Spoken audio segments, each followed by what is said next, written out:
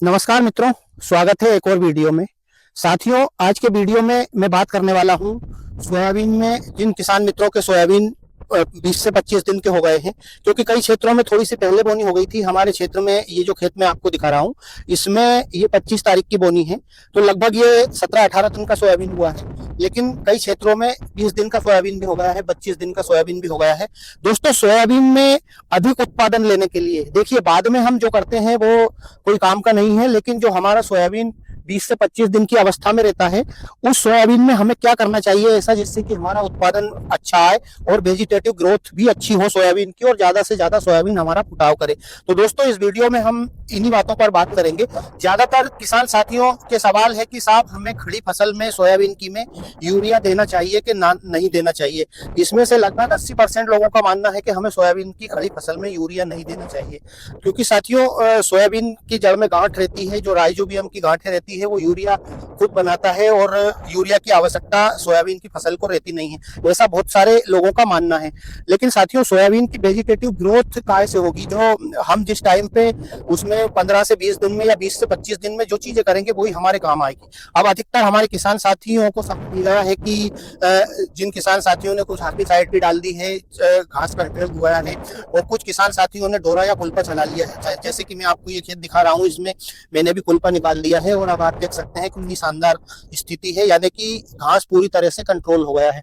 लेकिन दोस्तों, मैं ऐसी कुछ आपको चीजें बताऊंगा कि जो सोयाबीन में हम यहाँ से वेजिटेटिव ग्रोथ ले सकते हैं और बाकी की चीजों से भी बचा सकते हैं। कि जो पेस्टिसाइड हमें डालना है तो वो हम उसमें मिलाकर डाल सकते हैं कि नहीं डाल सकते हैं, उससे हमें फायदा होगा या नहीं होगा। तो दोस्तों, आप वीडियो पूरा देखना जरूर, क्योंकि वीडियो मैं आप लोगों के लिए ही बनाता हूँ। तो मुझे कोई ऐसा वो नहीं है कि साहब यूट्यूब से बहुत कुछ हो रहा होगा, लेकिन मेरा मानना है कि मेरे अधिकतर किसान साथियों को अच्छी जानकारी मिल जाए जो सोयाबीन की खेती करते हैं। तो दोस्तों, यूरिया हमें सोयाबीन में देना चाहिए, लेकिन किस प्रकार से देना चाहिए? मेरा भी मानना है कि जो हम यूरिया, जैसे मान लीजिए अभी हमारा सोयाबीन 20 दिन का है या 17 दिन का है, तो उसमें हम यूरिया छिड़क विधि से अभी डालेंगे तो बारिश हो भी नहीं रही है और यूरिया हमारा कोई करेगा भी नहीं। तो अब हमें यूरिया डालना है दोस्तों। इसमें यूरिया की आवश्यकता नहीं, बल्कि हमें तीनों पोषक तत्व देना है सोयाबीन को, क्योंकि यहीं से सोयाबीन का बेस बनेगा, यहीं से सोयाबीन में फुटाव होगा और यहीं से ग्रोथ आएगी। इसके बाद में जब 25 से 30 दिन बाद हम करते हैं, क्योंकि जो हम पहली वाली वेरायटी लगाते हैं यानी कि अर्ली मेच्योरिटी वाली वेरायटियां अधिकतर किसान साथी 60% से अधिक प्राथमिकता देते हैं, उनमें 30 से 20 दिन आना ही स्टार्ट हो जाते हैं। उस टाइम पे फिर हम नाइट्रोजन वगैरह यूरिया देते हैं, तो साथियों इतना काम करेगा नहीं। यहाँ पर हमें यूरिया देना है, लेकिन हमें वाटर सोल्यूबल फर्टिलाइजर्स के रूप में देना है। तीनों पोषक तत्व देना है उसमें हमें सोयाबीन में। और साथियों, विशेष खर्चा नहीं है, नाम मात्र का खर्चा है, आपका स्प्रे का खर्चा है, बाकी 200-400 रुपए 300 रुपए एकड़ का खर्चा है, उसमें हमारे किसान साथी आराम से उसको डाल सकते हैं। तो साथियों, हमें उसमें पहले नंबर पे डालना है जो सबसे बेहतरीन काम करता है और जिसको मैं हर बार डालता हूँ, वो डालना है हमें NPK 19-19-19। और दूसरा आप NPK 20-20-20 डाल सकते हैं। साथियों, अब इस NPK 19-19 में है क्या? तो इसमें 19% नाइट्रोजन है, 19% फास्फोरस है और 19% पोटास है, यानी कि तीनों पोषक तत्वों का एक ऐसा कॉम्बिनेशन है जो हमारे सोयाबीन में बिल्कुल अच्छे से काम करेगा। इसी प्रकार NPK 20-20 का है। NPK 20-20 में 20% नाइट्रोजन है, 20% फास्फोरस है और 20% पोटास है, यानी कि तीनों पोषक तत्वों का एक मिश्रित कॉम्बिनेशन है जो कि हमारे सोयाबीन की फसल को एक कमाल की ग्रोथ देगा। साथियों, अब यहाँ पर बात आती है कि ये चीजें जब हम डाल ही रहे हैं तो फिर उसमें हमें, क्योंकि 20 से 25 दिन में जैसे ही हमारा सोयाबीन आता है उसकी स्थिति 20-25 दिन की आती है, तो उसमें तना मक्खी का सबसे ज्यादा अटैक होता है। तो तना मक्खी से बचाने के लिए हमें उसमें एक ही पेस्टिसाइड बताऊंगा जो मैं सस्ती भी है और आप उसको आराम से उसमें मिलाकर डाल सकते हैं। वो है दोस्तों अलीका। अलीका का रिजल्ट बहुत शानदार है, आप डाल सकते हैं उसको, या कोई सा भी जो आपको सस्ता वाला कोई सी भी पेस्टिसाइड मिले, जैसे कि आप इमामेक्टिन डाल सकते हैं, उससे भी कंट्रोल हो जाएगा। और जो हल्की फुल्की इल्लियां लगी है, जैसे सेमिल ऊपर वगैरह या छोटी मोटी जो इल्लियां लग जाती है सोयाबीन में, उस पर भी यहाँ से कंट्रोल हो जाएगा, क्योंकि दोस्तों यहाँ से इल्लियां पत्ता खाना स्टार्ट करती है तो फिर सोयाबीन में नुकसान होता है। अब बात करें कि हमें NPK 19-19 डालना कितना है प्रति एकड़ के हिसाब से, आप फिर उसमें बीघा के हिसाब से आप अपने हिसाब से कन्वर्ट कर लेना उसको, क्योंकि दोस्तों बीघा थोड़ा छोटा बड़ा रहता है, लेकिन फिर भी हम अमूमन 2 बीघा का 1 एकड़ मानते हैं।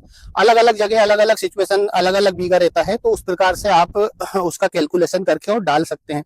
तो दोस्तों हमें एक पैकेट जो 1 किलो वाला आता है NPK 19-19-19 का, तो उसको अच्छे से आप घोल लें। पहले उसको घोल बना लें और घोल बनाने के बाद में उसको आप प्रति एकड़ के हिसाब से 1 किलो का छिड़काव अपने सोयाबीन में कर सकते हैं। वहीं पर जैसे आप अलीका डाल रहे हैं तो 100 से 125 ml प्रति एकड़ के हिसाब से उसको ले सकते हैं, उसको डाल सकते हैं उसी में मिला करके। और NPK 20-20 का भी इसी प्रकार है कि साथियों एक पैकेट 1 किलो का जो आता है मार्केट में, उसको लेकर के और आपको 1 एकड़ में छिड़काव कर देना है। दोस्तों आप ऐसा करेंगे क्योंकि अभी बारिश भी नहीं हो रही है, तो भी आप सोयाबीन में जैसे ही छिड़काव करते हैं इन दोनों चीजों का, तो आपका एक तो इल्ली से बचाव हो जाएगा, तना मक्खी से बचाव हो जाएगा, और दूसरी चीज आपके सोयाबीन की जो ग्रोथ एकदम से बारिश थोड़ी लंबी खींचने की वजह से जो ग्रोथ थोड़ी बहुत कहीं रुकती है सोयाबीन की, वो ग्रोथ वापस से स्टार्ट हो जाएगी। और एक और चीज के बहुत सारे हमारे किसान साथियों ने जो हर्बिसाइड दवाई डाली थी, यानी कि थोड़ा सा हेवी डोज जो डाल दिया था, और सोयाबीन की ग्रोथ पूरी तरह से रुक गई है, यानी कि सोयाबीन बिल्कुल पीला हो गया है, पत्ते ऊपर से थोड़े मुरझाने टाइप से हो गए हैं।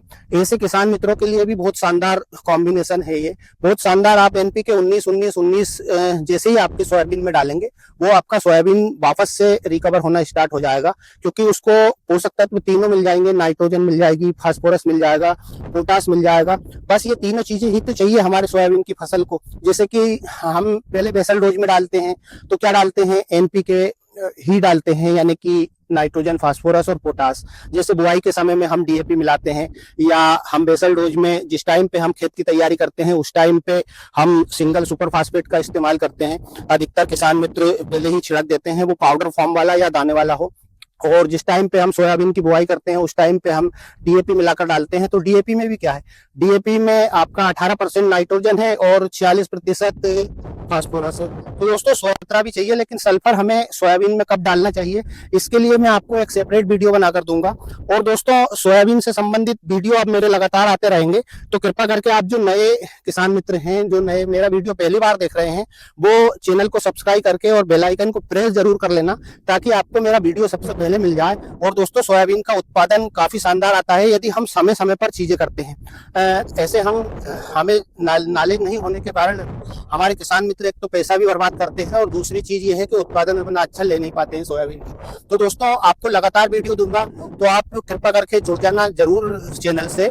तो साथियों ये थी आज के वीडियो में एक छोटी सी जानकारी। मिलता हूँ बहुत जल्द एक और वीडियो में, तब तक के लिए जय जवान।